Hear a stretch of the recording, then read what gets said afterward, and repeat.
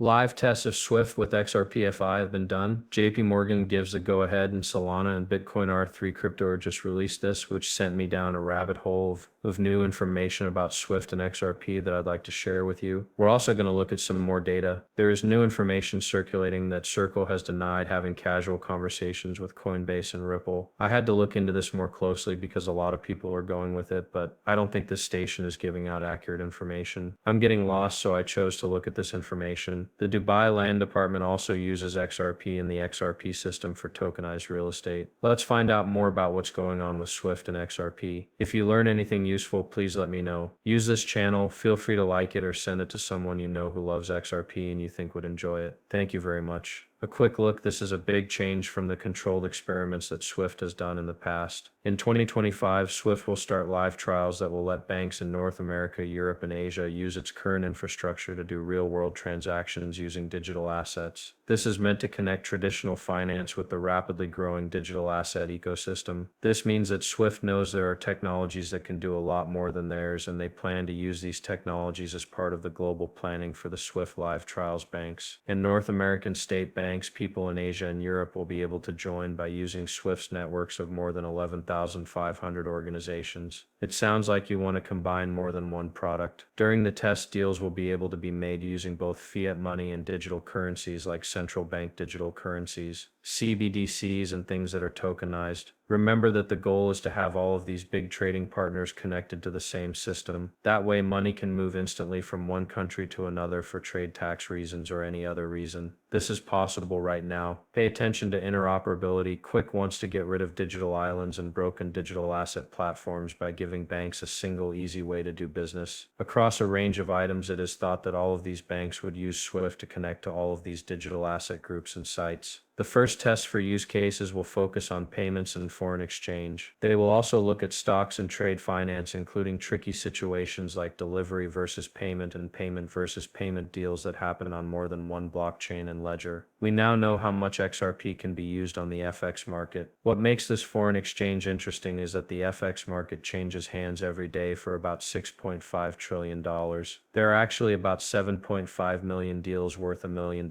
each. I'm sorry, I was wrong about that. There are actually about 7.5 million deals worth $1 million each. We all know that Ripple is connected to 90% of the FX market. This is something that could help a lot of people save a lot of money every day and huge amounts of money over the next 5 to 10 years. That's a lot of money. I also think that HAR will be taken into account here along with some other investments in the real world. It says that the tests are meant to show that digital assets and currencies can live together and work together. When they talked about CBDCs, I remembered that many of the ones that Ripple has already tested and released were probably just tests for bigger countries to show them that this technology works. It could have a huge impact on the future if it works in smaller groups, like in countries where a lot of people don't have bank accounts or are debanked and can't get loans or other things like that. If you can set up a CBDC in one of these countries and show that it makes everyday people's lives better, then your work will have been worth it. The Hong Kong Monetary Authority is ready to help you with the bunk. They are part of a project run by the Bank of International Sentiments that looks into how to bring tokenized commercial bank accounts and wholesale CBDCs together on one platform. France is beginning to try new things. During Swift's trials, it was clear that these two companies are wave partners. This is why connecting traditional and digital banking is important. Banks can use the connections they already have to get into new digital asset markets without having to build all new infrastructure. This is why Swift wants to work together so they don't have to build all of this infrastructure from scratch. Most of these big banks aren't tech companies, they just look like them, and that's what they do best. So they're going to work with private companies like Ripple to get their technology known. Their technology has been used in billions of dollars worth of transactions over the past 10 to 11 years, so Swift knows they can trust it. To do that, they will try to tent it. There's also information about how big and safe it is, like how it handles more than $150 trillion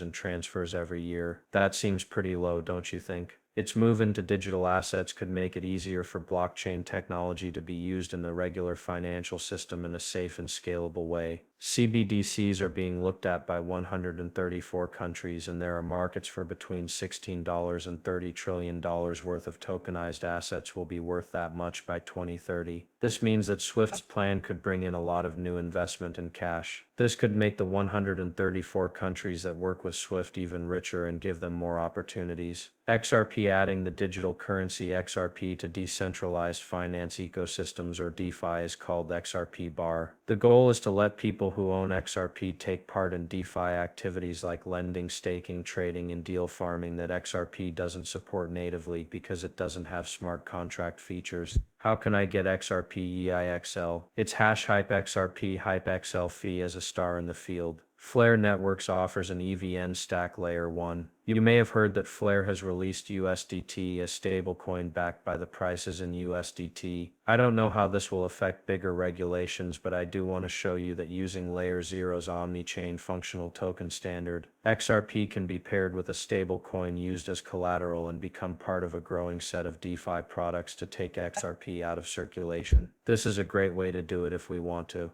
If we want to raise the price of XRP without adding much value, we need to start lowering the amount that is in circulation. The best way to do this is to use some kind of staking or contract that locks in the XRP or RLUSD for a certain amount of time. This will help us lower the amount of cryptocurrency that is in circulation. You may be wondering why this is important. FFI XRP changes from a payment thinker to an asset to a fully DeFi compatible token. This gives it more uses and makes it more appealing to both small and large investors. It does talk about interoperability by using XRP and EVM compactability settings, which allow the four to use similar solutions and let XRP be part of a larger DeFi environment that would make the market more liquid and efficient. Here is a table with live examples of Swift and XRP5.